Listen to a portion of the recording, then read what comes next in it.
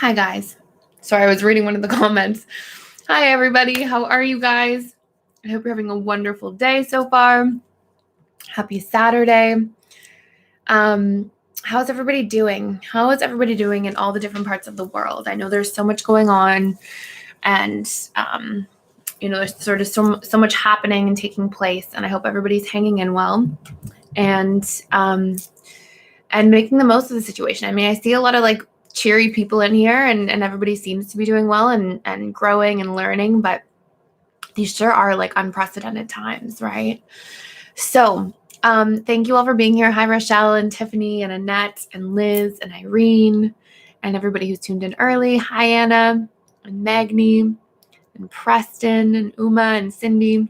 Furea, hello.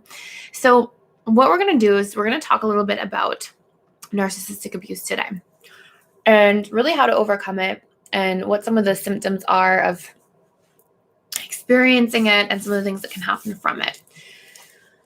As I start this, I want to make a clear distinction between an unhealthy attachment style and somebody who is a narcissist.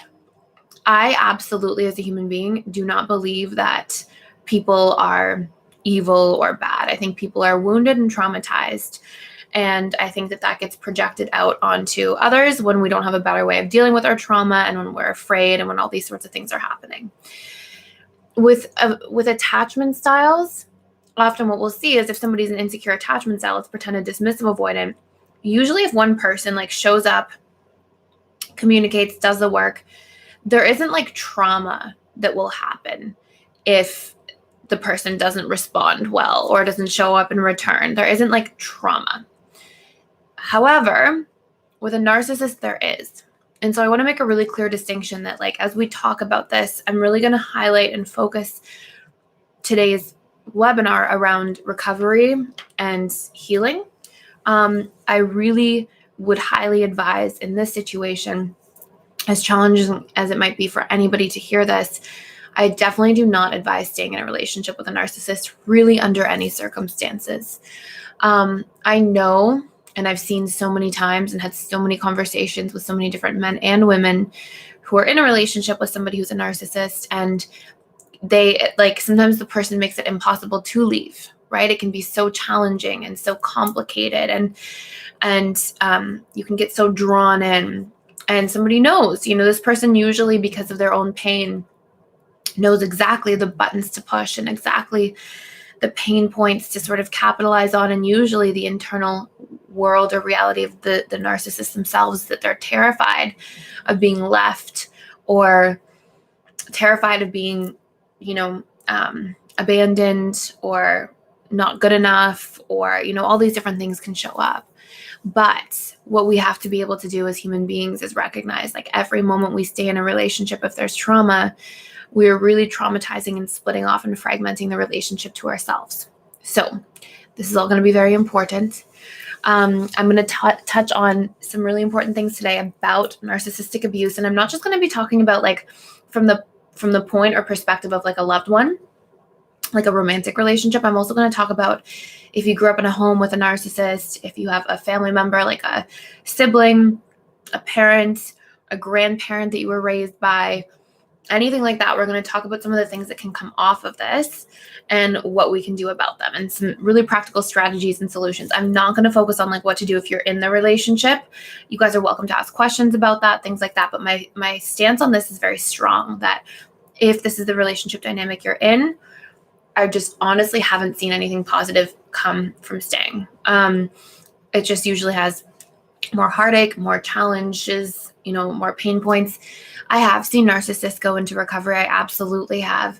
I've seen narcissists change. I've seen narcissists heal. I've seen all of that. But that's not something to sit with and wait for and stand by. That's something to like allow the person to go do that work. And if they want to come back as an entirely new person and show up so differently and all of those things, then you can see like, has this person really healed or changed before you get into anything. But a relationship itself usually just ends in some form of trauma. So okay, let me start. Sorry, I was just in a meeting and I needed to drink some water there. So, okay. So Rochelle says, which attachment style is most common for children with narcissistic parents and why? Most common attachment style is fearful avoidant. Why? Because this is what fearful avoidant is, right?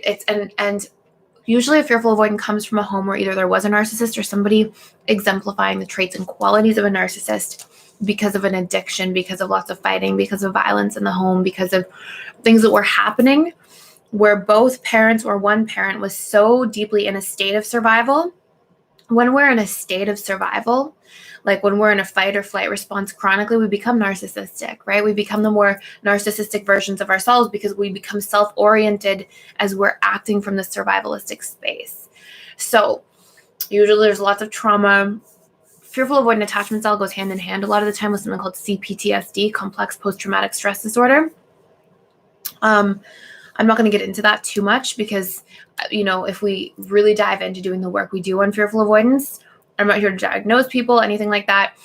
We're all in like a webinar format and all these different things, but usually when people heal fearful avoidant attachment style, if they did have CPTSD, the tools and the things you would need go very much hand in hand. So often fearful avoidance the most, sometimes dismissive avoidance, rarely anxious preoccupied, rarely secure. Fearful avoidance, what are you taught if you have a narcissist in the home? You are taught very much that love is conditional, right? Those are the constant emotional inferences you get. You're taught that you have to earn your worth. You're taught that you have to, you're the extension of the parent. You have to people please like crazy or else you get punished. You learn that people pleasing equals safety. I have to people please to stay safe and avoid punishment and maybe even physical pain or a lot of verbal abuse or scary things that make me feel like I may not survive. And you often learn as well that boundaries are absolutely not acceptable. And so you become hyper attuned, hyper vigilant, super tapped in to what's happening in people around you, namely the parent figures, if they're in the home or if it's one or both or grandpa, whoever it is. And you learn to forego your sense of self and identity and have very small boundaries, very limited boundaries as a subconscious coping mechanism to stay safe. Now, sometimes if there's the eldest child of a narcissist is almost always fearful avoidant. Sometimes if there are multiple children, sometimes the younger ones can be dismissive because there's less, there's more space in between. So we can see dismissive avoidance, but those dismissive avoidance will often have like a fearful avoidance side, and the older ones will almost always be fearful avoidant. So it's a great question, Rochelle. Tiffany says, how do you identify a narcissistic person versus someone not meaning to be manipulative and self-centered? Okay, great question as well. So there are certain traits and qualities that a narcissist has that somebody who's just manipulative and self-centered might not have. So one of them is like in extreme grandiosity. Like a lot of narcissists, this is most characterized by the overt narcissist, but this individual tends to be very grandiose, tends to really want people to give them constant attention, validation, feels very angry and upset if they're not the center of attention.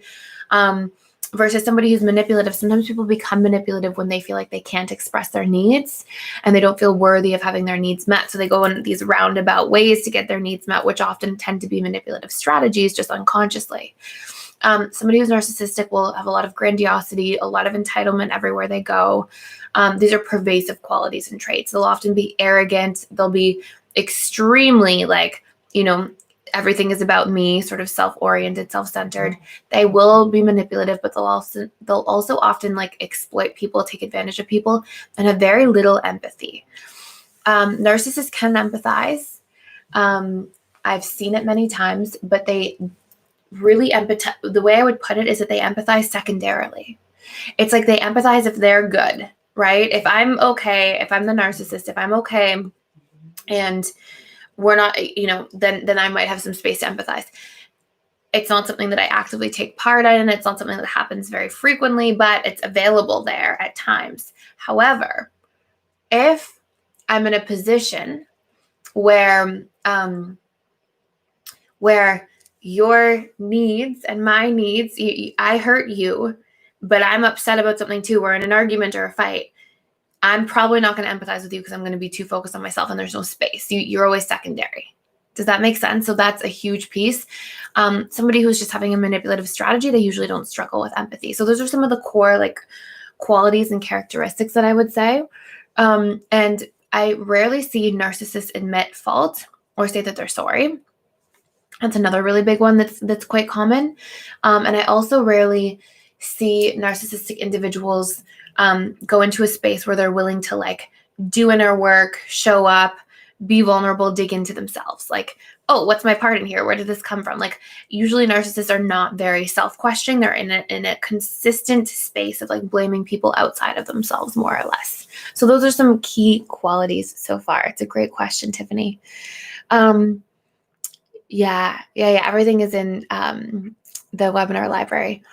So Liz says, I wish I knew about narcissistic abuse before I got married. Now divorced for 3 years and was married 29 years. My daughter and I are both FA. How do I help her now that she is attracted to unemotionally available men?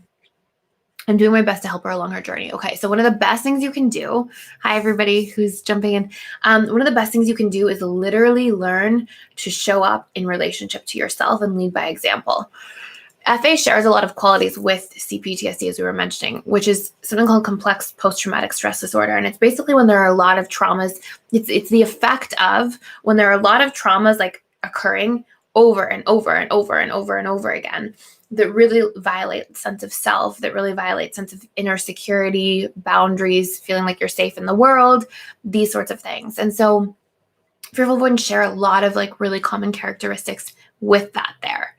And something that's really important to recognize is that healing yourself will be the first thing that will then allow you to hold space for her to heal as well. And I know it's so easy as a fearful avoidant to be like, oh my gosh, I need to help her heal this person because like they're in pain and, you know, I didn't know any better, and to like take fault and take it on. The best thing you will only ever be able to do is show up for you and then lead by example and share tools and different things like that. Of course, I would recommend like get her to see somebody that you trust, or get her to like do a deep dive into herself and maybe some of her attachment style and just have awareness around that.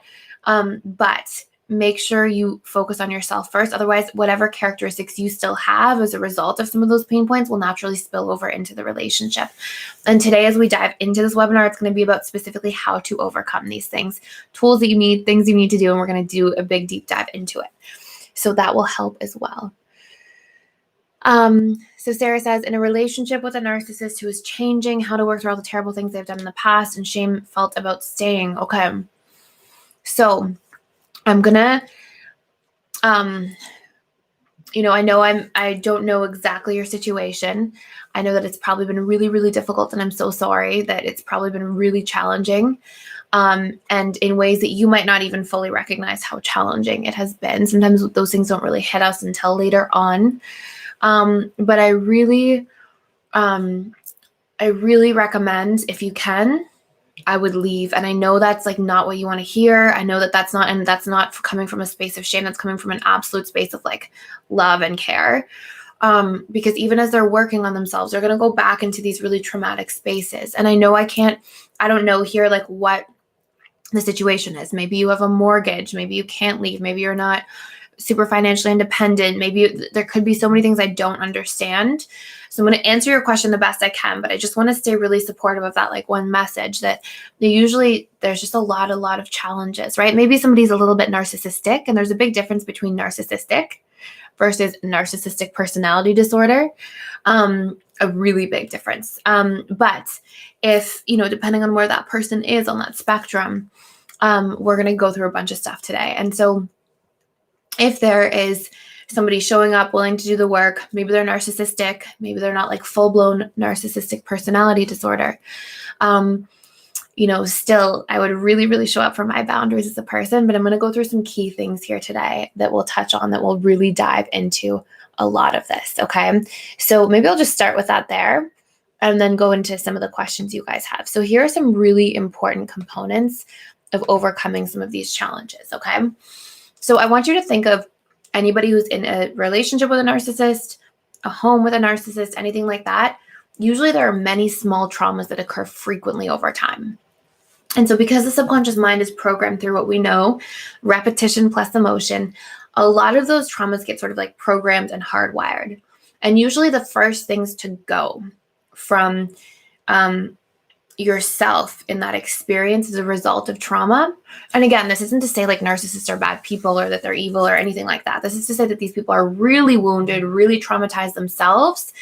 And that's naturally going to spill over and be contagious to everybody around, because we can't be around somebody who's overflowing with their own traumas and be in a household or an intimate relationship or a relationship with a lot of closeness and not naturally take some of those things on or get those things projected onto us. It's impossible. So here is what I would say. Many small traumas are going to impact the subconscious mind. Usually the first things to go are your boundaries, because you learn that it's not okay to have boundaries. Narcissists at a deep level are so afraid of trauma, or so afraid of being abandoned or disconnected from or losing people. And they have this deep, profound, inherent sense of unworthiness that they're always trying to compensate for and overcome by being big and grandiose and important and significant. And they have such a drive towards significance. And so those two programs make them do whatever they can to not lose people a lot of the time, and to try to control people, right? Control is always rooted in desperation and fear. If I'm trying to control you, it's because I'm terrified that you can't possibly love me as I am, that you can't possibly show up for me as I am. And so I have to do something to manipulate the circumstances to try to keep you here. And it comes from like absolute woundedness, right? That poor person went through a lot of pain. But that pain gets put right back onto us as the recipient in the relationship of the controlling mechanisms or paradigms, right? So a lot of what happens is that person will find a way to violate boundaries, not because they're like, let me violate this person's boundaries and traumatize them, but because they're like, oh my gosh, I don't trust, I'm going to lose this person, or they're going to run away, or, I don't know what's going to happen. And so I need to do everything I can to like control the circumstance and behaviors. Now, narcissists in early parts of relationships, we'll talk about this part after, the love bombing and all that stuff. But what you'll often see is that like your boundaries will be violated so consistently. And if you speak up and express, usually in a fight with a narcissist, it's really hard to win, because the narcissist will go, I will absolutely and happily self-destruct in order to win a fight. They'll stop at nothing. Like winning means more for them, because losing basically reinforces or reiterates or makes them feel all the things they're trying so hard to run away from inside of themselves. Losing means I am insignificant, I am unworthy, I don't deserve, I am not good enough, I am unloved, I am going to be abandoned, I'm not important. All of these things that are such profound core wounds for them get ignited. And so the narcissist would literally rather self-destruct than feel those things, right? And so they will stop at nothing. And so a lot of times what I see in individuals who have been in romantic relationships with a narcissist is that number one, there's often a tremendous amount of volatility, like 10 out of 10. And number two, often boundaries are violated, and like it's not a conversation where, hey, you're violating a boundary, I need you to respect that boundary, I need you to take a step back and acknowledge that and see me and hear me and understand me. Usually that does not happen. And the narcissist, very much through their curtain of trauma that they interact with the world through, they very much like see people as the characters in their stories. Remember how we've talked more recently about how when we have pain and wounds and traumas, we get so hypnotized into that and seeing through the lens of those things that in those moments, we have a very difficult time seeing people as they are, understanding that they have unique needs, unique feelings, unique boundaries. We see people as the doll or the character as opposed to their own unique individual human being. And we all as human beings have narcissistic parts, but the narcissist, not the narcissistic person or somebody who's a little self-centered or has little traits, the actual narcissist, this is like tenfold, right? This is everybody. Everybody's a character in their story. And so often the partner of a narcissist, or the child or the sibling or anybody who's in the family dynamic with a narcissist, often what they'll feel is they'll feel consistently unseen, unheard, misunderstood, not good enough, and unworthy, because consistent boundary violations combined with never fully feeling seen and like your feelings can be heard and validated and understood or acknowledged or recognized, usually the combination of those things creates those major core wounds. And so boundaries usually is a coping mechanism. A partner or a family member of a narcissist will learn to totally repress and get rid of as a subconscious strategy to just survive the environment. Okay. And so there's actually positive associations built in, like, okay, at least if I don't have boundaries, there isn't as much chaos. I can sort of get by a little bit more. So again, I'm just putting all these things. I know these aren't the most fun things to recognize and hear and talk about, but they're so important to see if this is you, or if you think this was somebody, if you were the experiencer, or if you think that this was somebody that was close to you and you might have had some of these patterns come out of it. It's so important to see the cause and effect. And then we're going to talk about how to really overcome these things. Major core wounds, a lot of times because the narcissist loves as an extension of themselves, the people closest to the narcissist often take on the core wounds, if that makes sense. So I'll give you an example of this. I was working with a woman years ago, and narcissists can be women, that they're not just men, but I was working with, I know that people have a tendency to perceive that, but it really truly goes both ways. And I've seen many of both. And so, so what I will say is that I was working with a woman years ago, and she was in a relationship with a narcissist, and I think they were together for like 5 or 6 years. And she said they were going to an event, and they were both sort of like actors, actresses, and it was like a red carpet event or something like that, and she had a pimple, and he like got furious at her, and it's like, how could you do that to me? And like, this is a more extreme, obviously, version and of somebody expressing that way, but he felt so much shame around the way she looked because he saw her as a direct extension of himself. And this lady was like a beautiful person inside and out, but an imperfection reflected the imperfection in him. And so this often shows up where the narcissist feels tremendous amount of shame around imperfections of people they feel connected to. And they're constantly often picking at people. And, it can seem like it's just ruthless and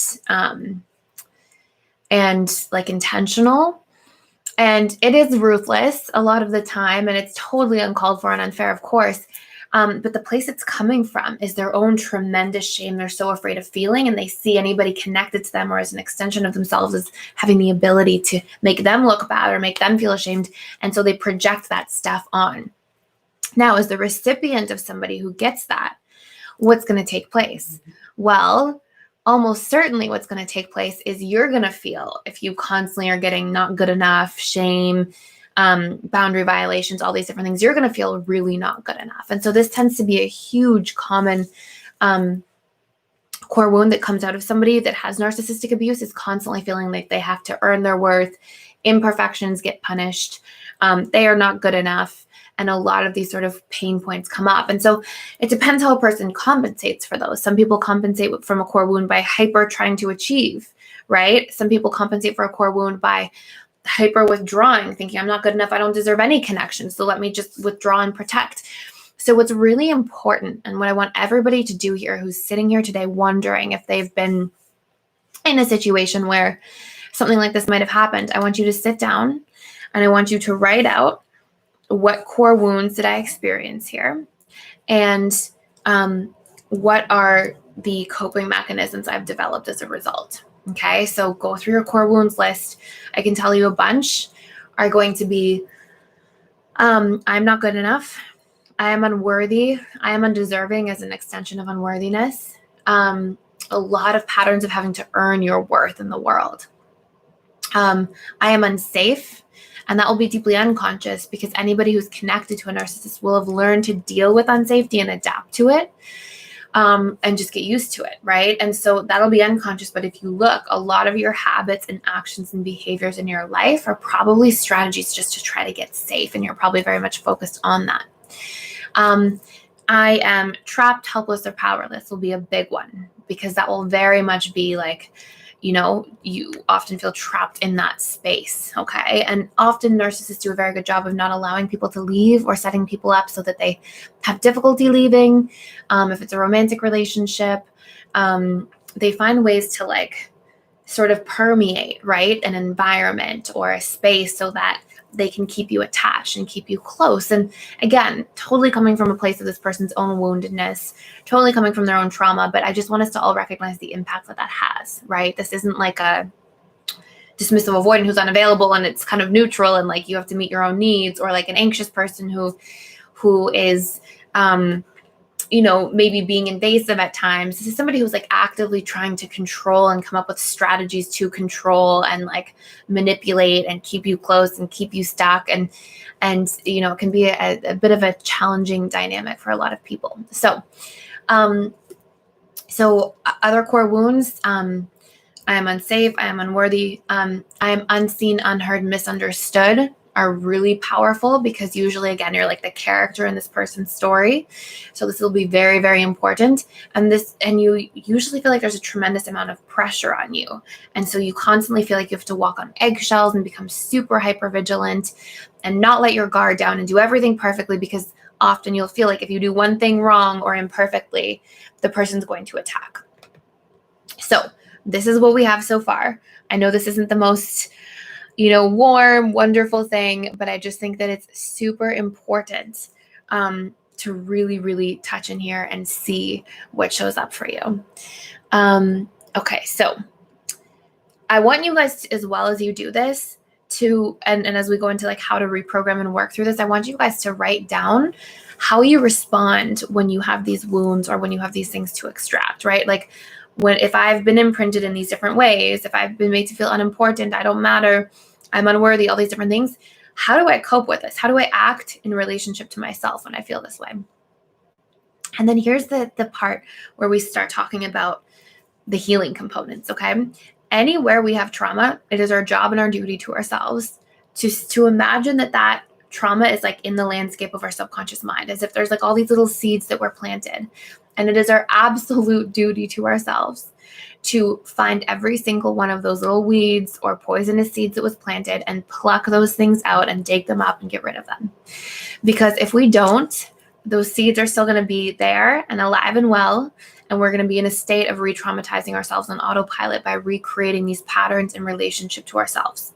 And often what we'll see is anything that the mind is patterned with, programmed with, we are in a habit of recreating. So if there was really negative talk, verbal abuse, you can pretty much count on the fact that there's probably a lot of verbal abuse in relationship to self. There's probably a lot of putting yourself down, looking for your faults, seeing where you're not good enough, beating yourself up, being extremely self-critical.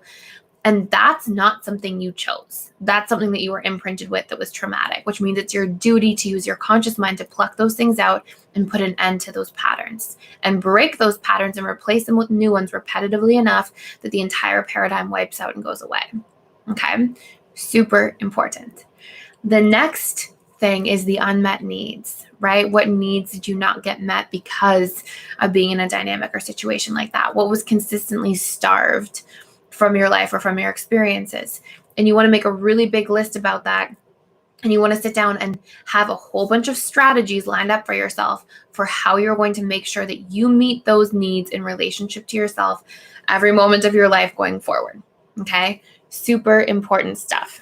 So I will answer some questions, and I'm going to go through some really specific tools for how you can actually get started on this journey and what's required in order to heal and create change. Okay? So the next question I have is Halima. Hi, Halima. Thanks for being at the summit on the weekend. Halima says, hi, Thais. I asked a question a couple of weeks ago relating to my father and a disagreement we have. I've been told by my therapist that he is narcissistic. You advised me to validate his feelings and try to express mine too. I'm trying to do this. He said he didn't care about my feelings and just wanted me to apologize for being rude. I was a little bit shocked. That sounds like a very narcissistic response. I was a little shocked. winning, but still wanted to express how I felt. He again rejected this. I checked in with my feelings good in real time and isolated my emotions as you advised and felt much better for it. He's trying to be nice to me, but I don't feel safe receiving this. What would you advise in this situation? Yeah. So here's what I would advise. Okay. Here's the really honest, upfront answer. A lot of people have a narcissist in their family. It's not, research shows that narcissists make up roughly 10 to 15% of the population, like an actual narcissist, not somebody who just has narcissistic traits or qualities. So a lot of people go through some kind of family dynamic. What I want you to first start by doing is asking yourself, am I willing to put in work to this relationship? There will be times with a narcissistic person that we just need an absolute boundary. We just need to be able to say, this person's not safe. They're not okay. They can't see me or empathize with me or show up. And as a result of that, I'm going to have to take space and not participate in this relationship. There will be other times where we're like, well, I see this person only every so often. I feel safe on a daily basis in my own life. And I might put in a little bit of work and see what happens. And in those cases, often a narcissist becomes your greatest teacher, because what they're going to teach you and what you're going to have to figure out if it's going to work, right? And you have to do this very carefully, right? This has to be something that's like consistent, and you have to show up for yourself 150% of the time. What you're going to have to do, and I don't recommend doing this if you live under the same roof. I really don't, because there can just be too much chaos, right? And you want your home environment to be safe. You want to feel safe on a daily basis. This is like if you have parent in your life and you're going to repair the relationship with, or this is if you have a sibling who's really exhibiting this, or if you're, even if you're co-parenting, it can be so tough, but there are certain dynamics where this might be something you want to work on. Your first job is, for this relationship to work, you have to teach this person how to empathize. Narcissists can't empathize. They have these usually they're very sensitive people deep down. And usually something happened along the way in childhood where they sort of short circuited at a point where something really hurt them. They felt really unworthy. There was a powerful specific moment. And it was like, oh my gosh, I just have to focus on earning my worth in the world and proving people wrong. And I can't let anything interfere with that and get in the way. And everybody's sort of my enemy, and it's all a competition. And usually they sort of adopt this mentality. And so what is so important is, if you are the children of narcissists have the best chance of doing this, because narcissists truly love their children as an extension of themselves, they can be very loving people, extremely loving. And then they can be really flip-flopping on the other side, right? It's like you can see the love bombing in the early stages of dating, and there can be so much love and so much connection, and then people can spend a very long time holding on to that, hoping that they can get back to that again, right? So what is super important is to get seen, heard, and understood as a unique person. And this can be a really powerful journey if you are the child of a narcissist, because what you're supposed to do is learn. Your lesson for healing is going to be to be able to start seeing, hearing, understanding yourself, healing that pattern of trauma that was planted in the garden of your subconscious mind, and then consistently showing up and setting boundaries and expressing your needs and speaking up to that person in a way that is gentle but assertive. So for you to be able to say, you know what, hey, Dad, we got into this argument the other day, and, I noticed you're really trying to be nice to me. I want us to work these things out.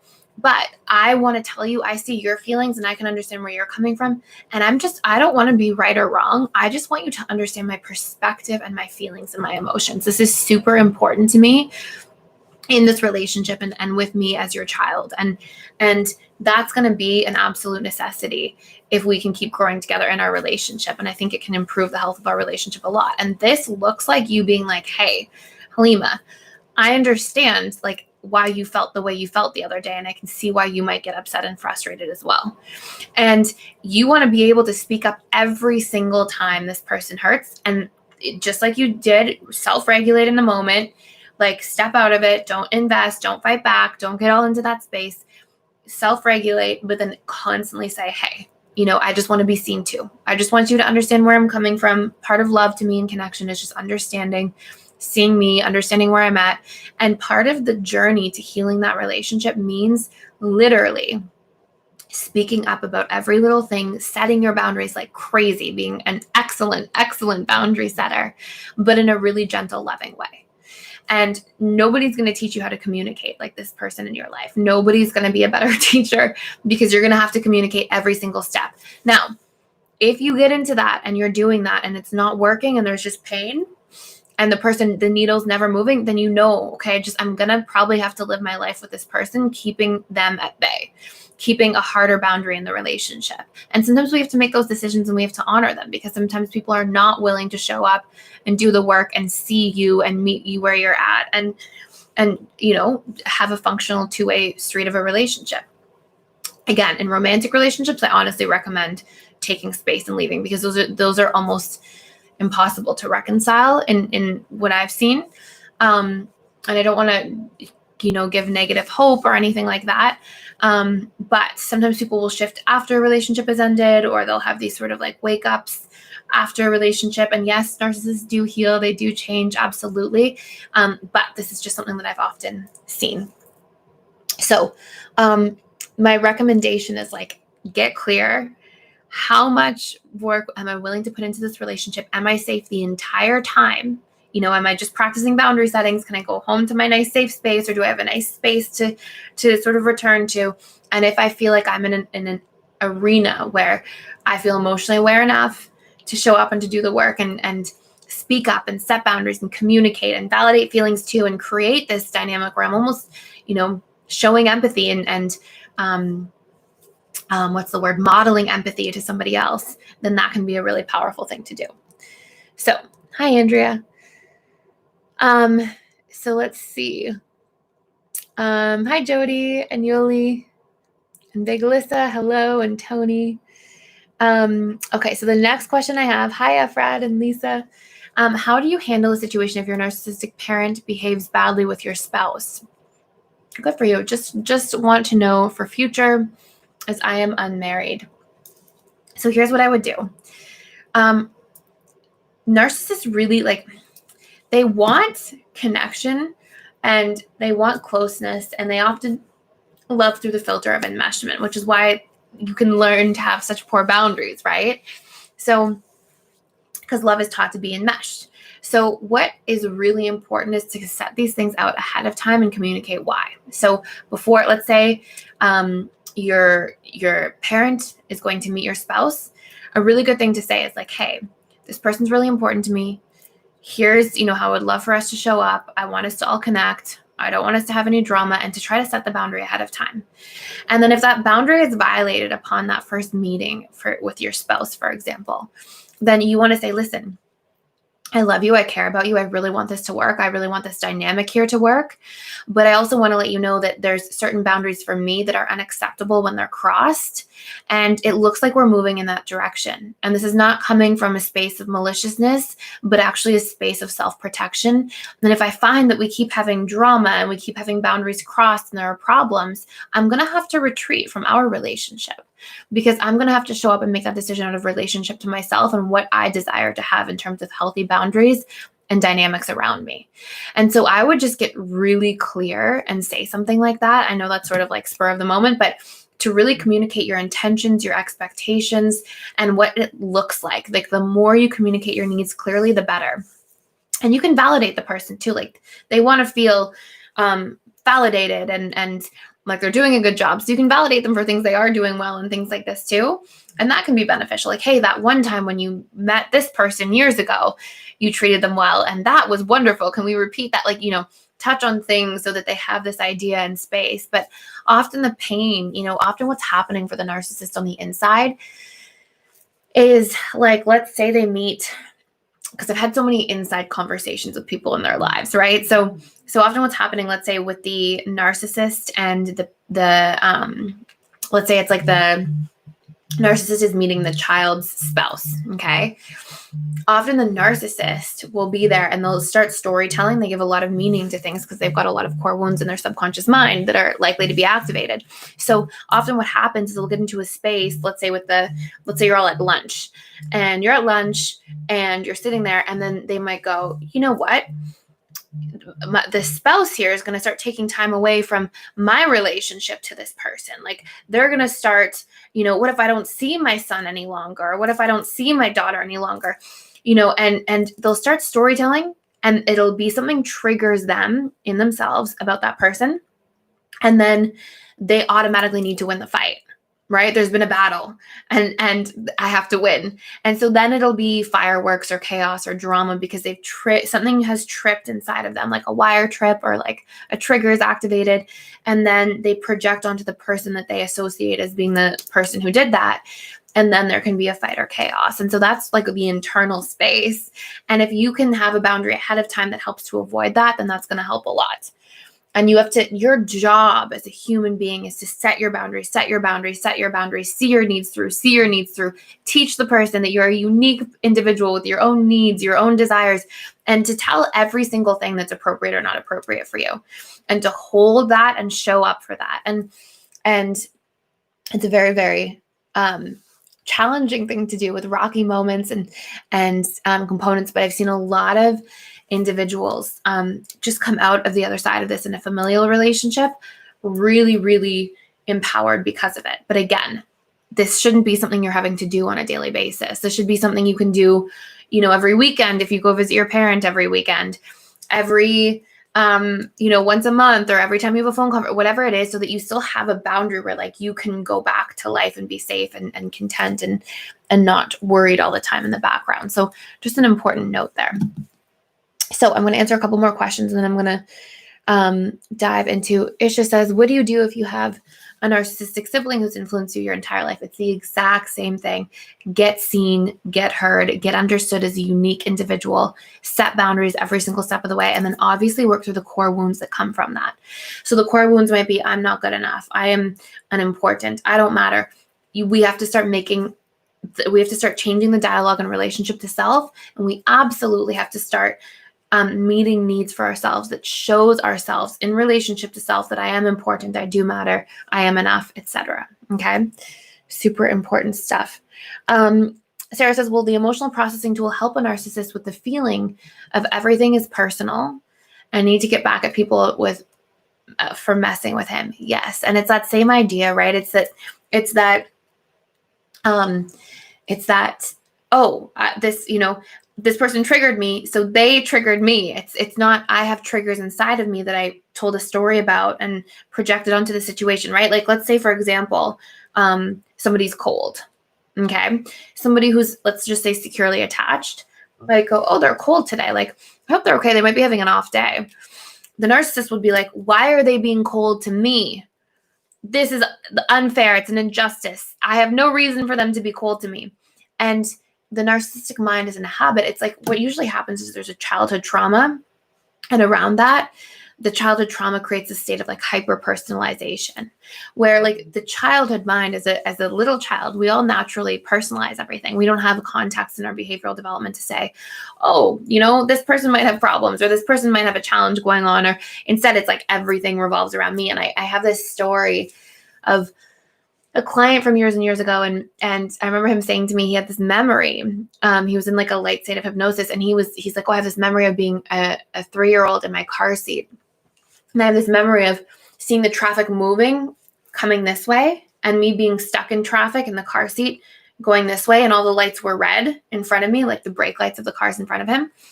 And him going, what did I do wrong? I don't think I did anything wrong. Why are we stopped? Like, what mistake did I make? And trying to kind of figure out like why he was being punished and why he was stopped when everybody else was getting to go.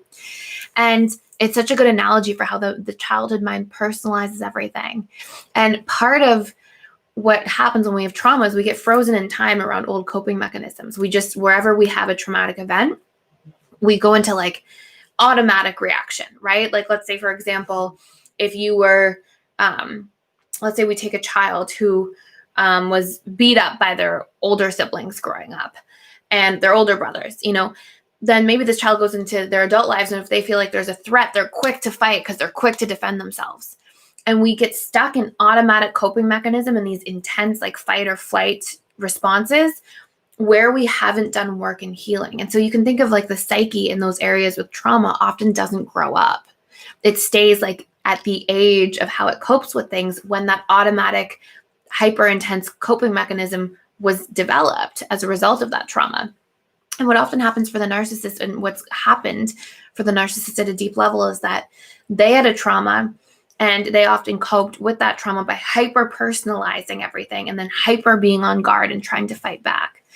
And so what they have to do and what they have to work on is they literally have to work through all of the painful stories they're telling about being attacked, about being not good enough, and so they have to change that inner dialogue. And that's really the big first step, is like taking the meaning out of things that's constantly there. And that's actually how they're going to emotionally process that information and grow up, because finally they'll get to heal the wounds around that trauma instead of just being subject to the trauma itself, right? Or reliving the trauma on autopilot as they re-traumatize themselves by reprojecting those same stories, those same belief systems, and then having the same behavioral coping mechanisms that automatically follow them as a result. So one thing I would say too is be careful. Like, if this person wants to do the work and show up, sure, share tools, share ideas, all these different things, but just be careful not to be codependent and feel like I have to fix this person either, because that's going to be, and we're going to talk about some of this in a moment to see what shows up for you on the inside. And Rochelle says, I would love to see a course about narcissistic abuse. I put it in the Facebook upvoting system a while ago, and I think it was voted fairly high, like kind of middle. But if you want it sooner, go upvote it. I would love to create a course about this. There's so much to say, and there's lots of powerful stuff in there. My mom, hi Jill. My mom is narcissistic and told me that I do not deserve good things in my life and do not deserve a good marriage. How do I get over this? Over and over again told me, yeah. Okay. So Jill, here's the exact set of steps, right? Any single thing that we have in our lives that was traumatic, the only way we're taking the past into the present is because we're still re-traumatizing ourselves and reiterating those core wounds on autopilot. So it's horrible that somebody said that to you, right? It's horrible, and that should, like, what an awful thing. But what you want to do is you want to sit down and be like, I will not let any of these stories repeat themselves. I will not replay them in relationship to myself. I will not carry that wound that I am not deserving and I am unworthy of good things. And I will express a need as well. So sit down, do reprogramming work on I don't deserve, I am not worthy, I'm not good enough to have good things, right? Do reprogramming work on those wounds specifically. Then I would go into the next part. And the next part should be, can I sit down and ask myself, what do I need in this situation to feel relief? What do I need from myself? What do I need in relationship to my mother? Do I need a firmer boundary? Do I need to go to her and say, listen, you said this to me and that's not acceptable. That's not appropriate. This is what happens inside of me when you tell me something like that. And express like how that hurts you, what it does, get seen, get your emotions seen as a unique individual. Because for somebody to say that, they have to be in so much trauma that they just see you as an enemy and they're just trying to throw a jab back at you because something of you triggered them. And it's usually like maybe you're doing well in life and they're comparing themselves to you. And so they have to hurt you back because they feel like they're comparing themselves to you and you're making them feel bad. It's all their internal stuff that they're projecting onto you and interacting with within you. It's not your stuff and your fault. But it's absolutely, if you're going to participate in the relationship under any circumstances, it's absolutely your responsibility and duty to yourself as a human being to be like, you cannot say that to me. I will not hold space for you to speak to me that way. It's inappropriate. It's actually extremely hurtful. Like that I went home and ruminated about that. And I thought about that for days and it impacted how I showed up at work. And it really hurt me as a human being. And, you know, your opinion matters to me. You're my parents. And I'm going to have to take a huge step back from the relationship. If you ever say something like that to me again, please don't do that. That's so painful. And what's required is for you to get vulnerably seen and heard in an assertive way, but a gentle way at the same time. Like really honest, really raw, really to the point. And if all you see back is more jabs or more anger or more, you name it, then you have to set an absolute boundary. You have to say, okay, I can't, this is too unhealthy. But if you see the person kind of like budging, and then you keep doing that every time there's a pain point, full stop. Anytime somebody does something, violates a boundary, inappropriate, full stop. Hey, maybe you don't realize what that feels like right now, but when you just said that thing, this is what happened inside of me. Like, that was so painful and so hurtful. And I need you to understand that that's how your comments make me feel. Like, I need you to understand that it's like you're throwing jabs. Like, it's like, why? I'm your child. Like, I care for you. I love you. I thought you would feel the same way. Why are we here? Why are we speaking like this? Please do not speak to me like that, or I'm going to have to leave immediately. Like, we have to show up at every single step of the way and have that tough conversation. And your job as a human being is to undo the trauma that's been imprinted upon you by no longer at any single point in time allowing something like that to recur without you showing up assertively, gently, and pervasively, consistently for yourself. And so these are really important things to be able to do. Let's see. I was sexually abused as a child. Of course, I would be attracted to a narcissist for 30 years. I need a quicker process. Divorce for 3 years. So the process itself, right? I'm not sure exactly what you mean by a quicker process. A quicker process to heal some of this stuff. The only way we get pain, and this is what I want everybody to really super understand, the only way we get pain is we have deeply unmet needs. The only way we get suffering is because we tell painful stories around those needs. And those two things together get programmed into the subconscious mind, and we repeat them on autopilot. And we can do all these things to cope.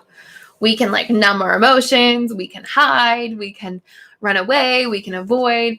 We can do all kinds of things to cope. But the only way to actually emotionally heal is to change those two things, because those are the only ways we ever have emotional pain or suffering. Unmet needs, painful meaning we give to the situation, painful belief or thought patterns. That's what emotional suffering is made up of, period.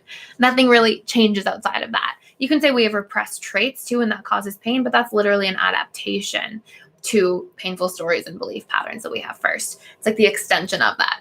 So what we have to do literally is work on those things at the root level and do it consistently and show up consistently until we have a new paradigm and program for how we show up and treat ourselves.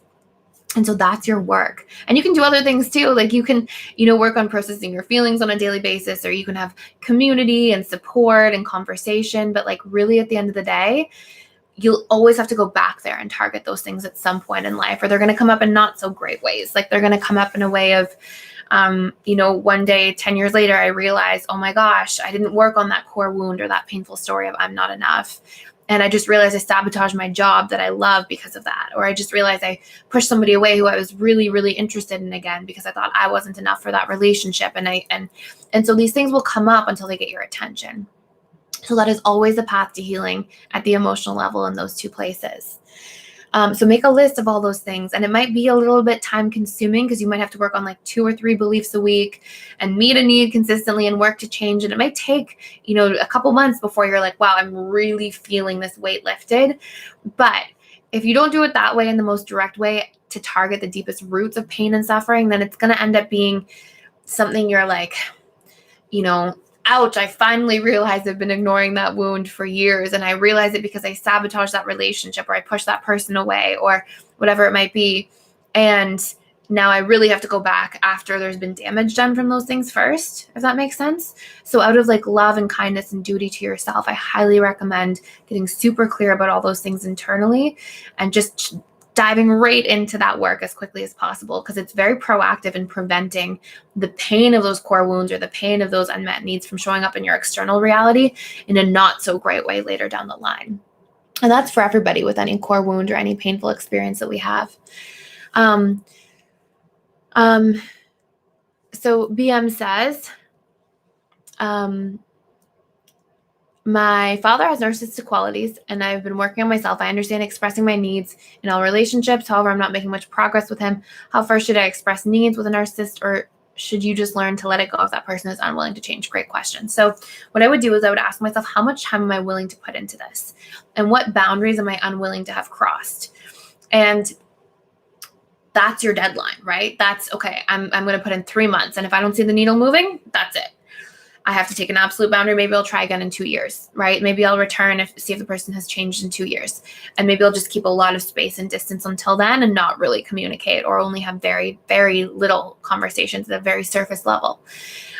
Or if there's or maybe the needle's moving, but then there's a boundary. I say, this is not okay. Like the boundary could be, the person breaking things, getting physically aggressive, whatever it might be.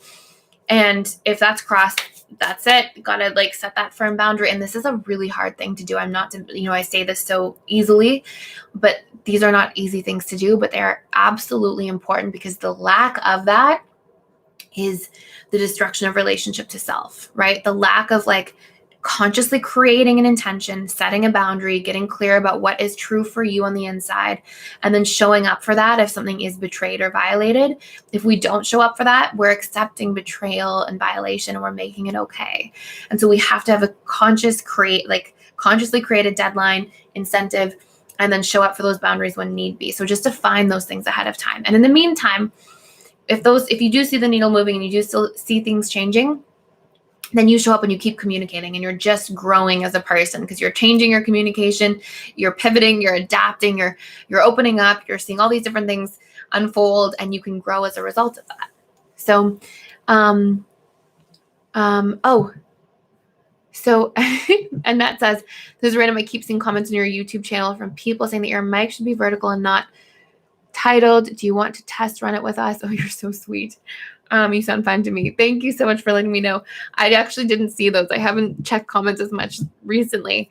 I normally have a team member who does it. But I super appreciate that. Vertical and not tilted. Okay. So I should probably get I have a little drawer thing. I'm on a high desk. Anyways, I'll sort that out. I really appreciate you telling that to me. As long as I sound okay here today, I'm not going to test run with you guys. I'll test run it on my own time.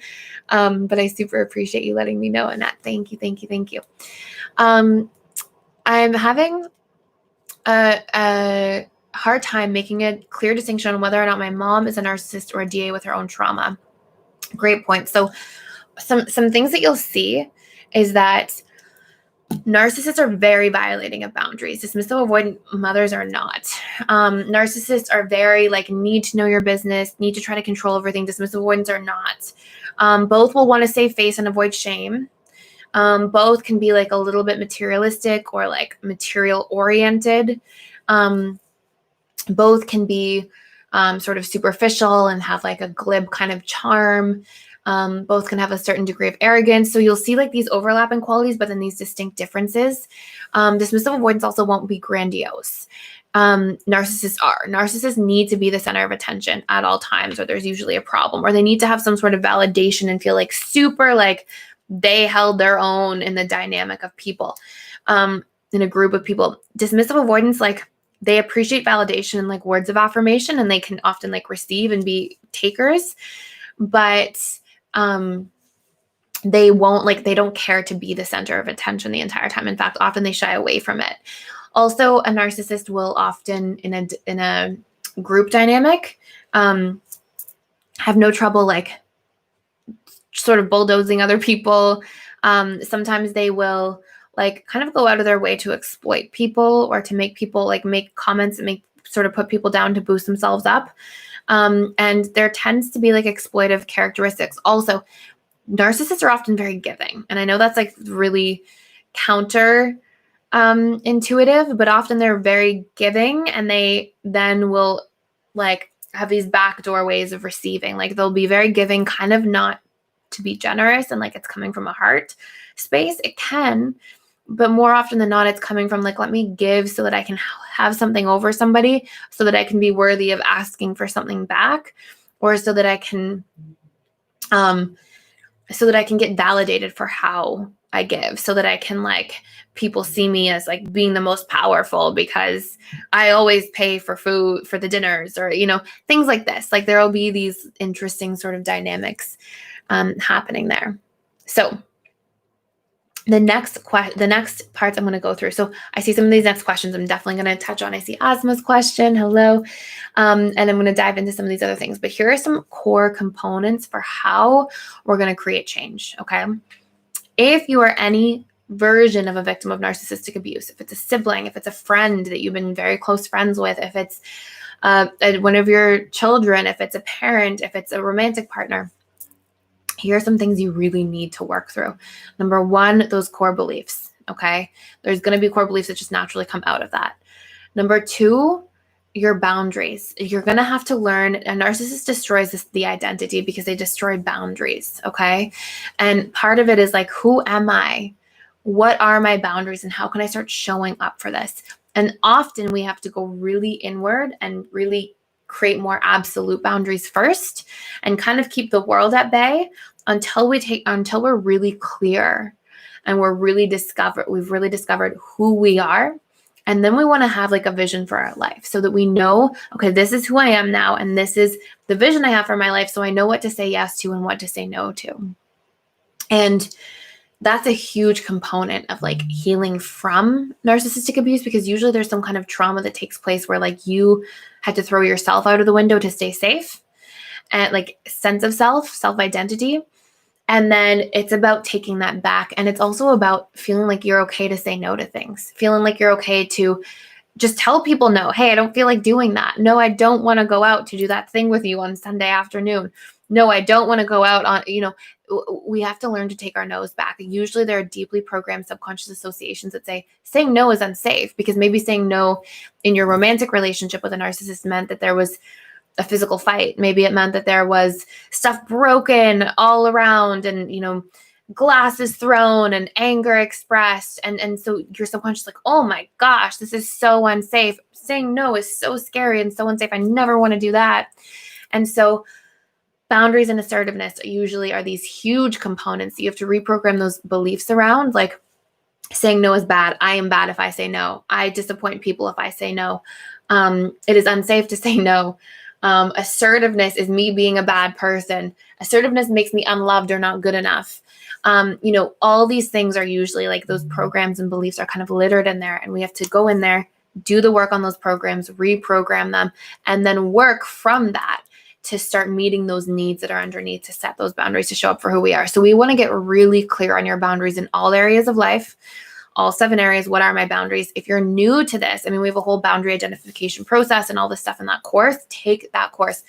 But you can know what your boundaries are on sort of a regular basis in real time by asking yourself, like, if something felt bad or if it felt like a boundary was violated, what are the emotions that come with that? So I can start recognizing them in real time. What did I need instead? And what's my strategy to get that need met or communicated to others?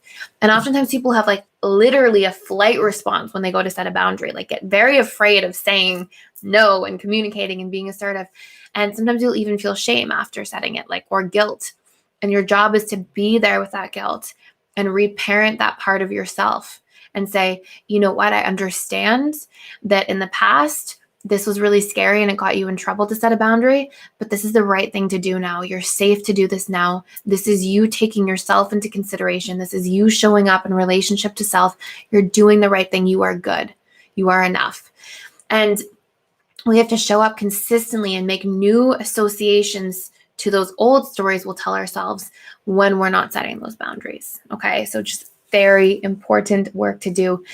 Gentleness to self is another massive part of healing this.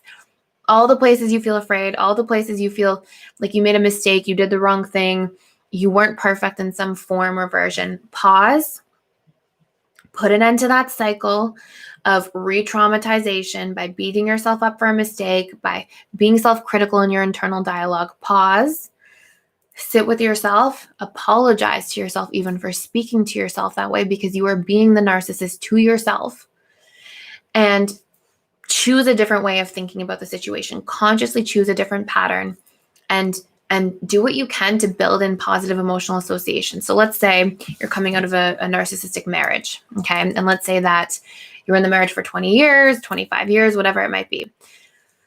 And let's say you're going, oh my goodness, how do I get through this? And you go and you're working and you make a mistake at work. You might be like, oh, you're so stupid. How could you make such a stupid mistake at work? Everybody's going to think you're not good enough to be here. Everybody's going to think, and you might have to catch yourself and go, oh my goodness, I'm talking the way I was spoken to myself. Why am I doing that?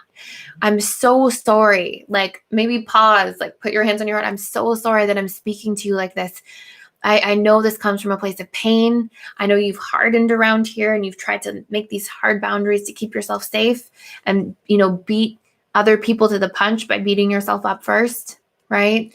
So that, oh my gosh, maybe I'll beat myself up enough that I'll remember next time and not make the mistake. And then I won't have people do that outside of me. But hey, you're safe now. You're no longer in that situation. People make mistakes at work. You're still good enough. You're doing a good job here, here, and here. You're worthy. It's okay to make mistakes. You're still safe. And like, we really want to reparent in our internal dialogue these places that we were speaking to ourselves this way. And it might sound superficial, but it's or like silly, but it really is like the essence of reprogramming, because it's the repetitive new thought paradigms that will elicit those emotional reactions and neurochemical responses that help you to fire and wire in those new neural pathways and harden in these new neural circuits and let these old ones atrophy over time that were really painful and created a lot of suffering. So this is like super important work to be doing. So I'm just going to answer some more questions here for a moment, and I'm going to go back into some more key components for how to work through this and heal from this. So I see Asma's question: how can we forgive a narcissistic mother? I cut ties with her and cannot picture myself resuming a relationship with her without losing myself. Okay, so great question. So my first answer to you, this is a multi-part answer. My first answer to you is, if you don't trust yourself yet to enter into a relationship with her without losing yourself, then you shouldn't be going in that direction, because that's a huge signpost. So what I would ask myself, and what I would ask any of you guys if you're experiencing this, is I would ask myself, what would I need? What boundaries would I have to trust myself to set? How strong would I have to feel in my own self-identity to be able to enter into a relationship with this person and not lose myself at the same time? What would have to heal or shift in me to make that a possibility? And write a list of all the things that come up for you. I would have to trust myself to speak up for every boundary. I would have to trust myself to be okay to walk away again if the relationship's not working. I would have to trust myself to get seen, to get heard, to get understood, to ask for empathy, to make my needs valid to this person. I would have to ask myself, ask this person to hear how I was affected by them in the situation I went through growing up.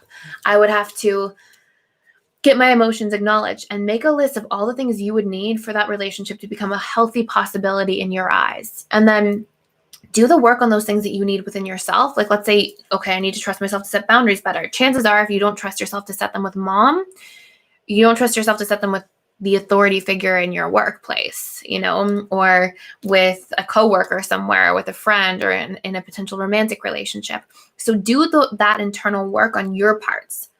And once you feel like really confident in those parts, maybe then I need things specifically from mom to resume the relationship. Maybe I need her to hear how I felt.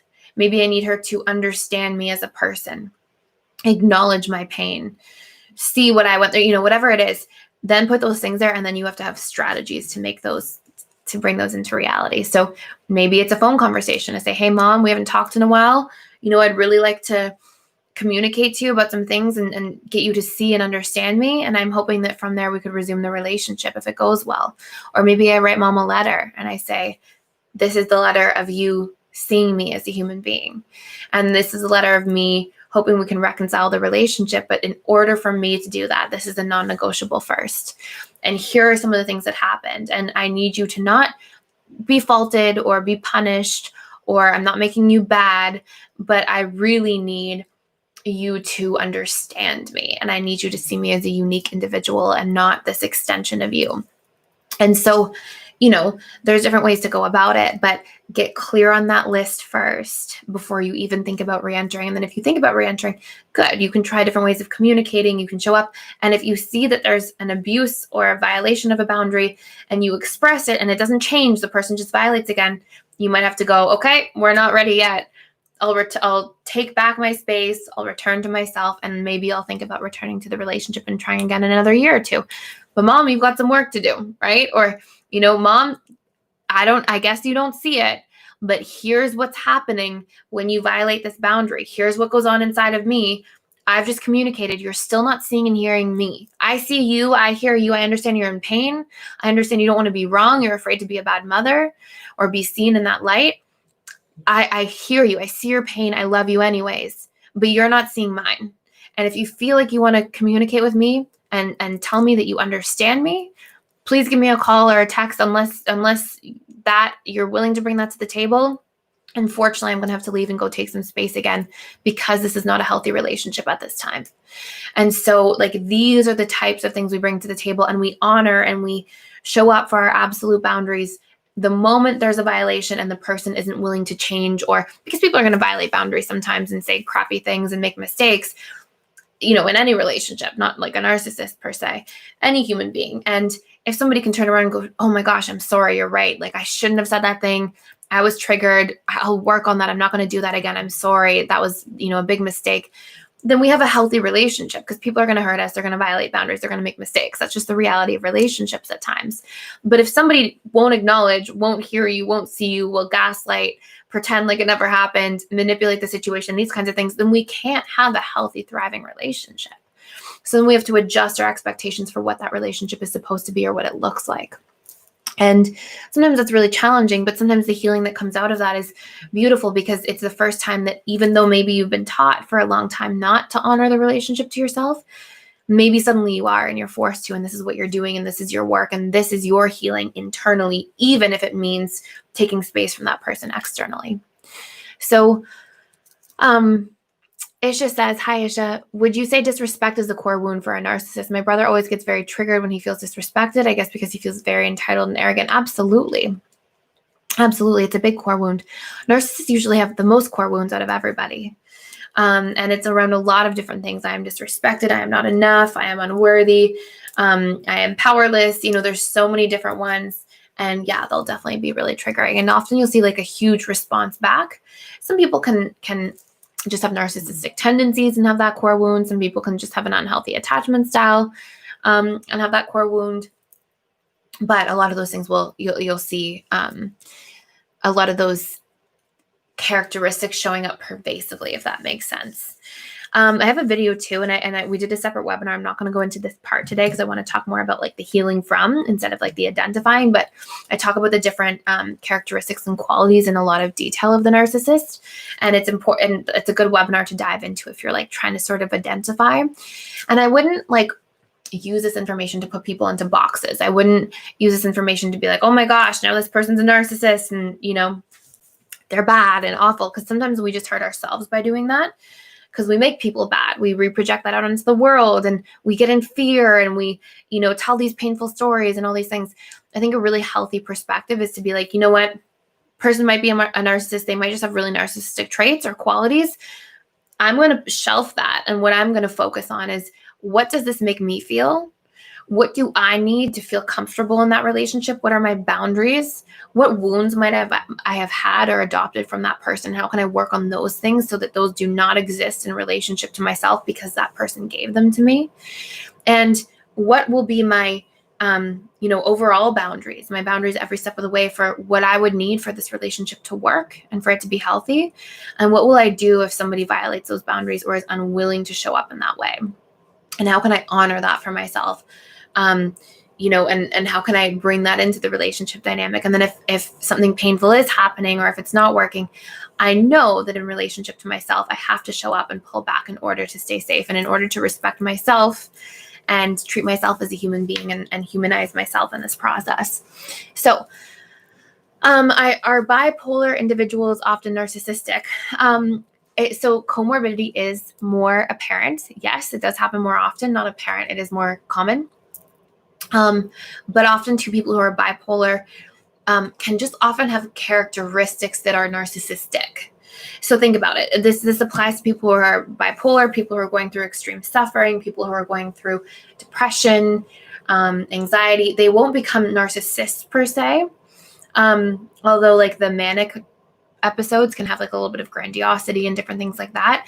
But anybody with a personality disorder that's separate, or anybody who's going through really immense challenges, we often become narcissistic when we're in pain, right? We go into like, oh my gosh, all the suffering. And when we're in all this storytelling, when we're in all this suffering, when we're in like crises, what happens is we become very internally focused because we're just trying to survive through this crisis. And so then people can exhibit more narcissistic traits. Often like addicts, right? When an addict is in the heightened space of their addiction, if they have children, they often present as the narcissist to their children because they become so self-oriented. They're so focused on like their addiction and this thing, and they don't take other people into consideration, and they don't see other people, and they can have so a lot of the narcissistic qualities come out in that area, right? They can become arrogant, entitled, big takers, like all these narcissistic traits.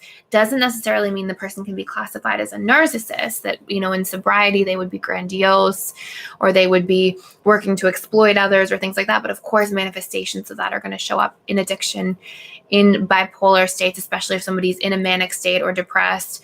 Comorbidity is popular for borderline personalities and narcissists. And basically, when people are facing crises in their lives, they naturally become more self-oriented. How do you stop letting a narcissistic relative affect your boundaries and thoughts without cutting them off? If you are unable to cut them off, and I know people go through this, and if you're unable to set absolute boundaries, or if you just really want to do the work, first box on the checklist needs to be, am I safe? And I don't mean like physically safe. I mean like, am I physically, mentally, emotionally safe? Is me doing the work? Am I strong enough to do the work, or am I going to leave from trying to do the work and be emotionally imprinted by this person and traumatized and all these different things? Or am I strong enough right now in my sense of self-identity that if this person comes in and says, you're not good enough, you're this, you're that, I can go, wow, I see their pain, right? Not, oh, wow, am I not good enough, and go home and think about it. Instead, am I able to sit here and go, you know, wow, they're in suffering. They're really projecting a lot onto me today. That wasn't a really fun experience. I'm going to really retreat from that person for a little bit, but there's not a part of you that takes it on. And so before we do the work, we really have to strengthen self-identity, self-awareness. And that means like letting go of core wounds, getting really checked in. What core wounds am I carrying? What could somebody push on that could ignite for me? And let me really do the work on that stuff. And then what are my boundaries, and how can I start communicating? And to the point, not for the practice of communicating boundaries and getting good at it, but to the point that I do it so much that I believe that I am naturally entitled to have boundaries as a human being, that my boundaries are safe, that's good, that not entitled like my boundaries should override your boundaries, but like, hey, I deserve to have boundaries no matter what anybody says. I deserve to say no to things. It's okay to say no to things. I shouldn't feel guilt and shame if I do. So really it's about like, if somebody's affecting boundaries and thoughts, we have to retreat a little bit, go strengthen self-identity, and then return to do the work when we trust ourselves more. And when we feel that programming is alive in us, it says at any point of the way, it's okay for me to say no. At any point of the way, it's okay for me to express when somebody hurts me and say, ouch, that's causing pain. You're not allowed to speak to me like that. It doesn't feel good. And to show up and have these conversations. These are wonderful questions. Okay, so the next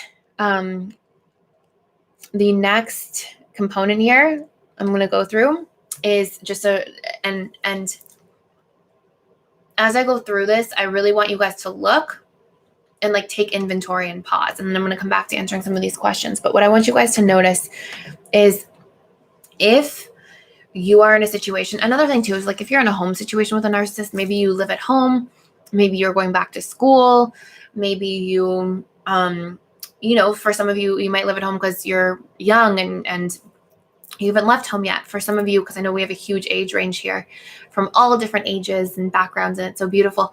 But I know that we also have people who are living with a parent because the parent is elderly and they're caretaking for that parent, right? And they can't put them out on the street and like, hopefully you would never want to do that, right?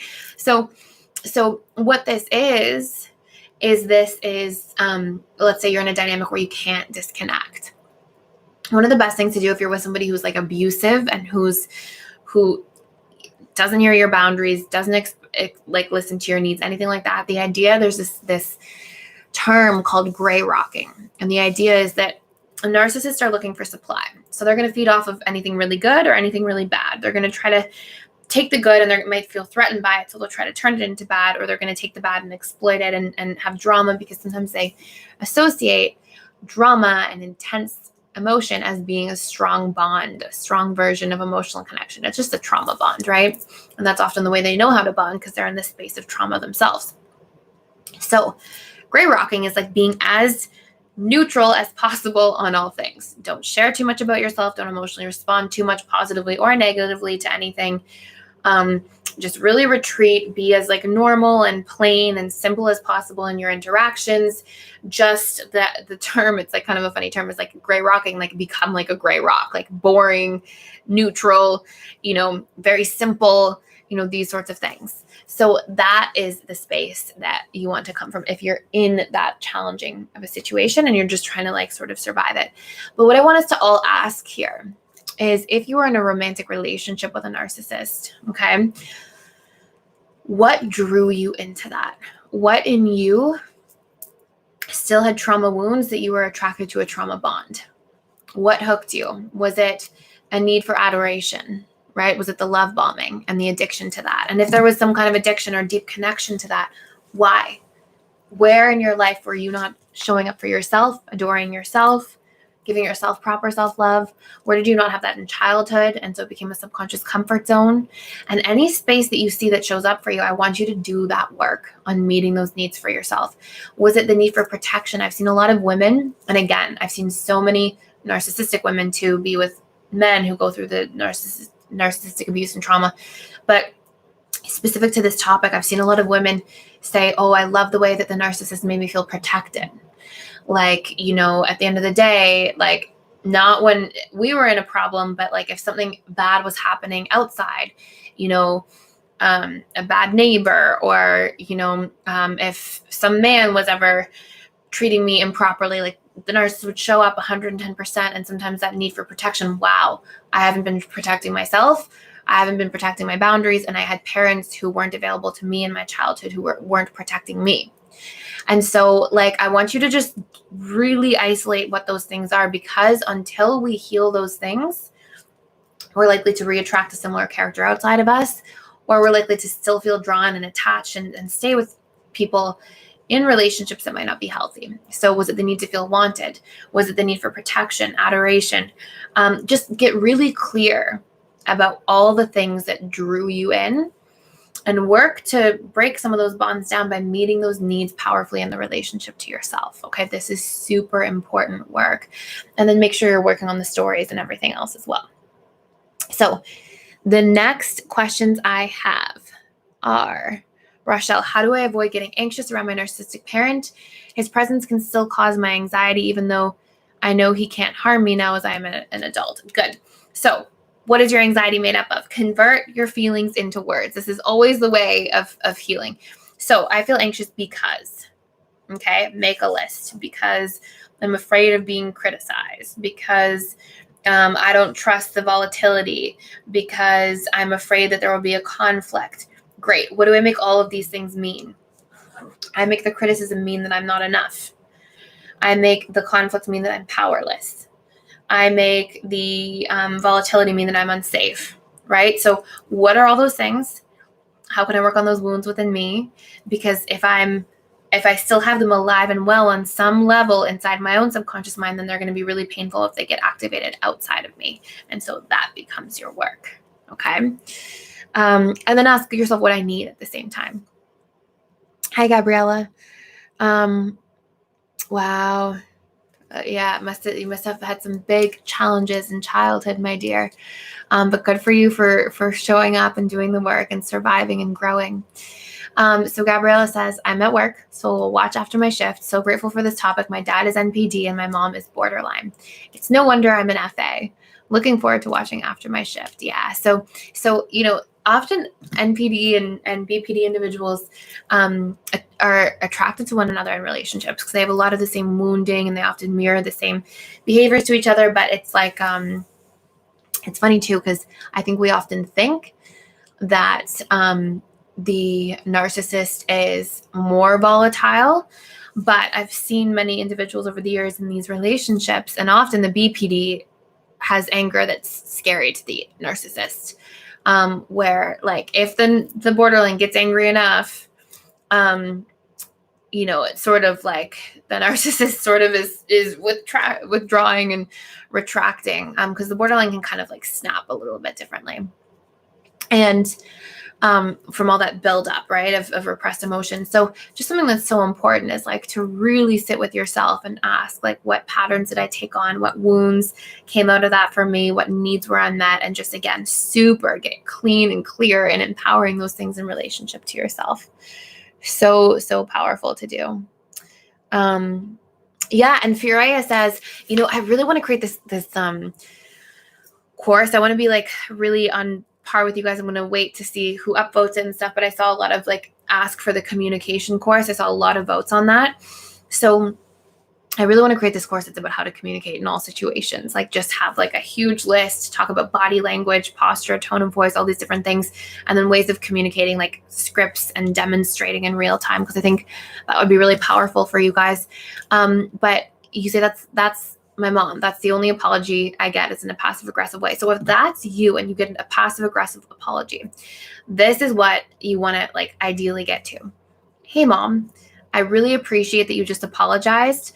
I'm not sure if it meant to be passive aggressive, but it came across as quite passive aggressive. And like, it made me feel further like there was a disconnect between us. And so what I'm really needing from you right now is for you to just take a moment, and when you're ready, to try to put yourself in my position and feel what I might have felt in this situation. And just let me know you understand my emotions and where I'm coming from, and apologize from that space. Just try to like see me, understand me, relate to me. And if you want me to do that with you as well, I'd be more than happy to. And let's talk about it. But that passive aggressive apology, or, the way you worded that, it came off that way and it felt disingenuous. So I would really love if we could try that again. And I know that's kind of long-winded, but like whatever version of that, right? Like we want to be able to show up and say these things, right? And Julia says, my father has said sorry to me and what he can do to change things further, but never follows through. Almost destroyed me multiple times in my life. I'm so sorry to hear that. So here's what I would do. I would say, Dad, I know you keep saying sorry, and that means so much to me. I really greatly, truly appreciate that. But I notice that there's this lack of follow through that takes place after. And sometimes it makes that story, I get, hopeful and excited, and then I feel like there's this lack of follow through, and it makes the actions and the words not line up, and I struggle to trust your apologies. And what I really need from you is for you to get clear about how you can follow through, and don't promise me everything, or don't say you're going to change everything. Just pick one thing at a time that you can work on and try to change that so that your actions and words line up, and we can keep growing our relationship as a result. And like, these are things you want to say. And if you don't see it, then what you can say is, Dad, you know what? I know you apologize. I know you see me. I appreciate that. But the follow through isn't happening. I need to take a little more space in our relationship. And so we're showing up every step of the way for ourselves, right? Damn reality, these deep wounds are a challenge. Yes, there's no easy way. Getting to know yourself aside the trauma is very beneficial for who you are firsthand from my heart. Aw, that's really beautiful. I think Afrat was just speaking to somebody else. I thought for a second it was a question, but that was so kind. That was just a really heartfelt comment. Thank you for being such a supportive community member, Afrat. Have you seen FAs experience issues with memory recall, not being able to remember a lot from childhood or adolescence? Yes. And sometimes it's associated with trauma, and sometimes it's not. Sometimes it's just like, well, usually with FA, because there's a lot of emotional imprinting, sometimes there's things you're kind of blocking out or avoiding or things like that. If that's the case, you can still do just as much healing work as anybody else. What you want to do is you just want to see what wounds and big triggers come up for you now and do the work there. And by doing the work there, you're still taking whatever came from the past into your present, and you're uprooting it and you're transforming it from that perspective. Thais, is there a way I can have a few people in my family in my life? It is so hard to. Yeah, absolutely. I have many friends that are my family, but no blood relatives. Yeah, absolutely. All you have to do is sit down and get really clear about what a functional and healthy relationship looks like to you, and get super clear about the boundaries, your needs, and then just make sure you hold space for that. Be careful not to like accept things that aren't acceptable to you because of that strong desire to have family. And so what you want to do is like really sit down, really get clear. What does that look like? What are my boundaries? What do I need to feel? How do I need to feel seen, heard, understood? And as long as none of these things are crossed, and as long as I keep showing up for them, we can have this healthy exchange. And so that's the goal. These are great questions. I would like to reconnect with my nieces and nephews who are very young. My brother, their father, has narcissistic personality disorder. I have an absolute boundary with him, though he and his wife have tried to reconnect. I do not want a relationship father and mom, but yes with the father and mom, but yes with the kids. How difficult will this conversation be with someone who is challenging, and what techniques can I use? Great question. So, hi Preston, by the way. So what I would say is, don't attach to an outcome yet, because sometimes a narcissist will sort of use the kids, not always, but sometimes, and they'll want to like keep things keep space, and you can't see the kids unless you're willing to be okay with me. And sometimes we see these sorts of dynamics unfolding. I wouldn't be surprised if that happens. So what I would do is I would first get clear too on like what boundaries I have. Like, how much am I willing to, it's like creating a deadline in a way, but like a framework.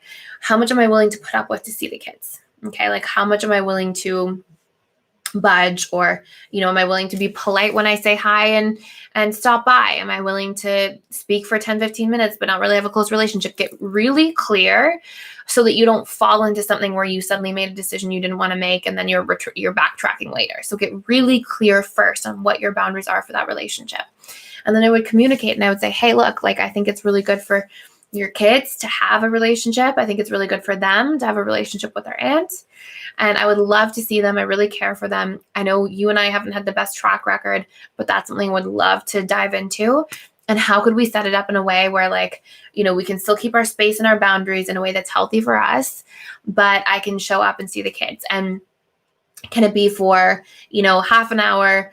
Do something where there's structure. If the narcissist agrees to structure, they tend to sort of let things go, because they'll be like, okay, this is, we have structure here. We have a pattern. We have something that's here, and they'll tend to be really focused on other things. So if you can just have structure that is in a way that shows up for you, right? Like, what are you available to do? Maybe you see the kids once a month on a Sunday, right? And maybe for you, it feels more comfortable if his wife drops them off, or is there while you're there, or whatever it is. Get really clear, and then suggest it, communicate it, be clear about what your boundaries are if they try to sort of push at it in different forms, and then go from there. And make sure you really talk about the kids. Narcissists really tend to love their kids. They can be very loving, but again, they're loving through their filter of trauma. So if you sort of say, like, it's good for the kids, I would really love to be there, and you're doing things that are showing support to the children, sometimes they'll kind of receive that as love too, but it can go south quickly as well. So just make sure you're really clear about what your boundaries are, what your needs, your intentions are, and communicate in a way that links to something within them. Is a very powerful thing to do too. What causes a person to become narcissistic? In a situation with an avoidant father and an anxious, preoccupied mother who is always enabling a child in order to protect them. Did you guess that? That's usually the dynamic. This is usually the dynamic. This is what I've often seen. Okay. There's usually, so think of the parenting styles. It doesn't have to be father and mother, but that was like pretty on the money.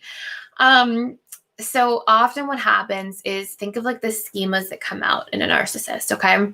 Often there's some kind of feeling they have where they feel like they really have to earn their worth, and where there's a lack of love and a lack of like being seen, right? A lack of significance mattering to one parent. And often that parent is either very avoidant.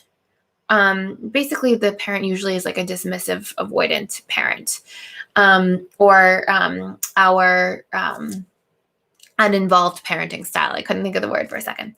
And then usually there's also a really permissive parent, because the permissive parent usually teaches the schema of entitlement, right? And like, it's okay, and makes everything good, and is really of service. And so often that dichotomy kind of creates these two components. And then usually there's some kind of combined, this is the pattern I've seen, and this is men and women. Often there's some kind of combined peer group wound where they feel like inadequate or not enough. And so then they feel like they push away kids. Maybe there's bullying in childhood, something like that. And often there's this need to push away kids and show up as being enough. And then there's this entitlement schema that's there, and this need to earn and prove to get the worth or attention from that wounding of the uninvolved parent figure. So it's largely what you said, Isha. I don't know if you knew that or observed that, but that was pretty on the money there. So good job. Hi, Max. Max, thank you so much for being just like a supporter of everything related to the school. I just want you to know how much I like see that and so appreciate it. And Appreciate you. You said you saw narcissistic healing as an observer. I felt that they go through life with very specific reality filter. Great wording. Launched by very deep anxiety. Yeah. So honestly, I've had conversations with people who are really willing to do the work. So these are the different types of narcissists I've seen over the years. Sometimes we get narcissists who come in because the wife is like, you better come in here, or the husband's like, you better come in here, or we're getting divorced. And there's some kind of point where there's enough that the person's willing to do. So they go into sessions. And usually when they're dragged by without their will, dragged, whatever, I don't know what I'm trying to say, dragged without intentionally wanting to be there, they're sort of dragged in. Usually it's because they've sort of come in because they see like this is the easy path to getting something I want. And usually it's not like super authentic. So often in sessions, what I would observe is that person would be there, but like there was no wanting to do the work. It would be like, I'd be like, look, do you see the core wound here? And they'd be like, it's not really a wound. I see why it's presented like that, but I don't really have a wound there. And like this inability to admit like weakness, not even weakness, because wounds are not weakness, but like vulnerability because they associate it as being weak. Or, hey, do you see here how when you communicated to your husband like that, that could be taken as you not empathizing properly? Or when you communicated to your wife like that, be like, well, if my wife didn't first do this thing, or if my husband first didn't say that thing, then we never would have been there. So you should be, really communicating to them about that. And I would feel a lot like you hit this wall, and sometimes there'd be these little mini breakthroughs and times and things like that. But it takes a while to chip away at that wall first. And so there's that type of person. Then I've seen people who come in because they're at a breaking point and they're like, I think this is something with me. And I'll talk to them about narcissism and they're like, that's me. That's me. I see it. I hear it. This is who I am. What do I need to do? And I've seen some really beautiful people come out of that. And it's not to say that's not without challenges. And it's not to say that isn't without messy parts and components. But what I've seen from those people who get really super vulnerable really quick is it's just a tremendous amount of woundedness. It's just somewhere there was like a brokenness. Like I don't believe people are actually broken. I believe that like the ego mind gets broken. The things we attach to or identify become dysfunctional or broken at the subconscious level. But there's usually like a tremendous fragility beneath the surface of this person being like so afraid to even feel their own feelings around their own inadequacy that they will stop at nothing to avoid looking at that and to just put a huge barrier around that and keep themselves enclosed by that, and then try to go out and prove to everybody that that's not true because they're trying to just prove to themselves. And there's a lot of anxiety. There's a lot of I'm not good enough. There's a lot of feeling small, inadequate, not worthy. And it's kind of beautiful to see, honestly, but like somebody own that and see that and be that vulnerable. And it's been, for me as somebody who gets to have been a part of that, it's been almost like an honor to see people go through that depth of just holding space for themselves and showing up. But that's not everybody's journey. There are a lot of people out there who will say narcissists don't heal. They don't change. I just can't tell you that that's the truth because it's not what I've seen in my experience, but narcissists are least likely to change more than almost anybody else. Because there's that first barrier where they're trying so hard to not see themselves. And that's become such an intense and strong coping mechanism that can be very confusing for somebody who's trying to heal and then has that at the same time. So again, like if this is a parent, a family member, good. If you want to show up and do some work, just be clear about your boundaries. If it's a romantic relationship, that's the place the person projects into the most and blames the most and gets angry at the most, and usually one of the hardest things to transform. And so I just really recommend having absolute boundaries in those areas and returning, to the potential for a relationship if there's supposed to be one, if the person changes and heals and does the work and shows up maybe a few years later. Them heal without realizing their personality and experiencing a personality collapse. So like I've often seen people in that stage, and I wouldn't call things so much, like it's such a charged term. It's a pretty accurate term, but I don't want us to think of things as like personality collapse. I would like to think of things as like identity crises, because all these coping mechanisms we've been attached to are no longer working, to the point where the person actually learns to have conscious awareness and goes, these traits, these qualities are not working. And as they start to lose attachment to those coping mechanisms because they see they're not working, they start to see what's underneath that and what's underlying within themselves. And that's a really beautiful, empowering thing. But it can be really challenging at the same time, right? It can be like, it can feel destabilizing, because it is. It's the destabilization. But those are the first things required to get to a real deeper sense of self, our true self that's underneath.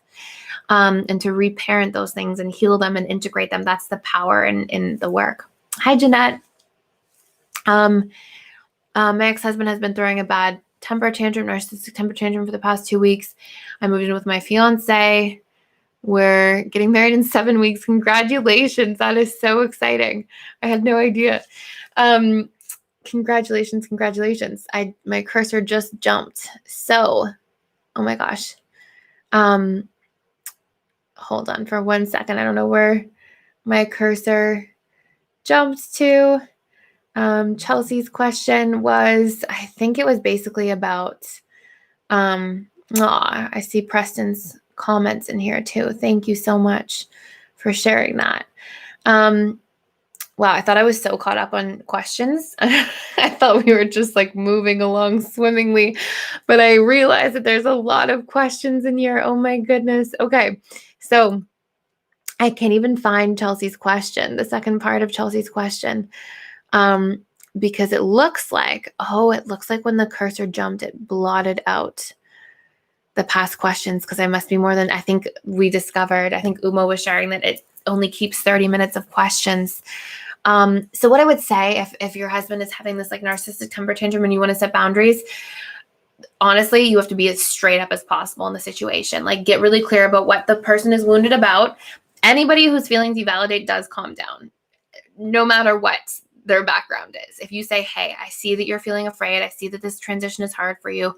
I understand, if you want to share with me something you need that can make it easier, that's great. However, it is absolutely unacceptable for you to be communicating this way, for you to be showing up that way. And unless you can communicate vulnerably and directly, I can't hold space to do anything.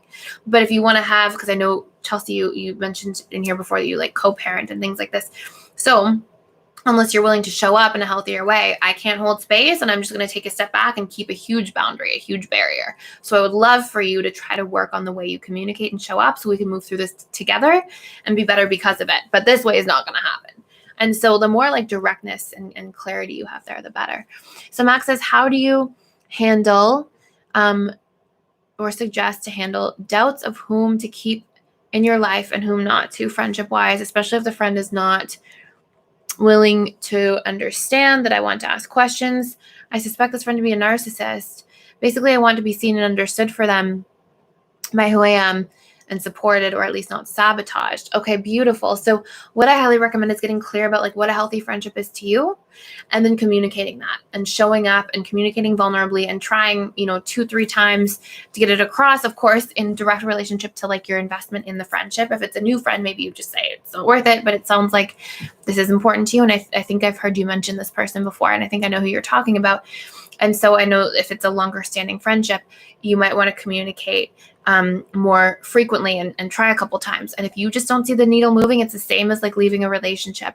You showed up, you tried, you did the work. And if this person's just actively, pulling things apart or just causing pain, then okay, you know what? I did everything I can. The needle's not moving. I have to set a more absolute boundary. And then that's it for now. And so just get really clear about what a healthy friendship looks like to you, communicate your needs, show up for them, support yourself in the identification and communication of those needs, and then you can move ahead from there. Great question. So I'm going to answer one last question. Wow. So dad is classic narcissistic and alcoholic. I am a classic FA. I see narcissistic tendencies in my 28-year-old daughter, wondering if imperfect parenting created this, and how can I repair whatever is broken in her? Okay, so beautiful question. So Does it often come from parenting? To be quite honest, yes. Specific instances or occurrences in parenting. Peer group does have a massive impact as well, but parenting and early attachment associations and what it means to connect do. Will it be just your fault? No. Will it be if you were a single parent and she was your child and there was no peer group thing, it still wouldn't be your fault. The fault is not, and like, I was speaking to somebody earlier and they said it very beautifully, and this person is they're talking from a religious space. And I don't necessarily have the exact same beliefs or anything like that, but I like the way this was put. I thought this was really powerful. They said, when we're talking about like pain or trauma, this person was talking about abuse, and they were saying it's not like the person, it's the sin. And in my words, it's not the person, it's the trauma, it's the woundedness, it's been passed down. And this person was saying, it's not human beings in the world who it's like, oh, people are bad or people are evil. It's like the sin that happened. And I just like that analogy. I thought it was quite beautiful, because it's like this, I would really plug that into this. It's like, it's not, like, let's just pretend it's all one person's fault, right? It's not. It can't possibly be. It's that trauma was passed down first, and it continues to get passed down unless we have the tools and the awareness and the healing to break the cycle. And wherever that comes from, it's not one person's direct fault. So like, I just want to say that really clearly, because you said, I wonder if imperfect parenting created this. And I just want you to know, like, there's no part of it that's your fault. Now, are there patterns that might have been created from parenting styles and things that happened that could have impacted that output? Yes. What can you do to create change around it? Usually, if it's your daughter, I imagine you were more of the permissive. Usually there's another person in her life whose attention she needed, whose validation she needed. The more you can give that in a healthy way as yourself, or as your ex, right? Or current partner, whoever her father is, right? Whatever form you can give that in, and maybe like that person's not around, great.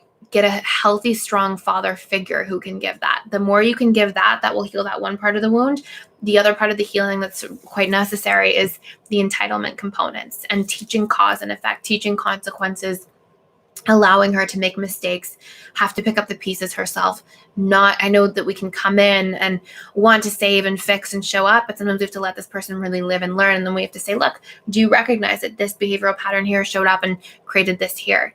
And the more we can teach accountability and empathy towards others, really seeing where other people are coming from, understanding their feelings, their needs, the more we can share in that entire dynamic, the more you're going to help to undo some of those imprints that might be what are largely contributing to narcissism at the subconscious level. So great questions. Okay, so you guys, can a narcissistic parent truly love their child? Yes. They can truly love. They love in a selfish way at times. They love as the extension of themselves. It is love, and there's a tremendous amount of care there. I really, really believe that, and I've seen that many, many times firsthand from different parents, from children of narcissists from all different places. They definitely love. They just often give the imprint and the impression that they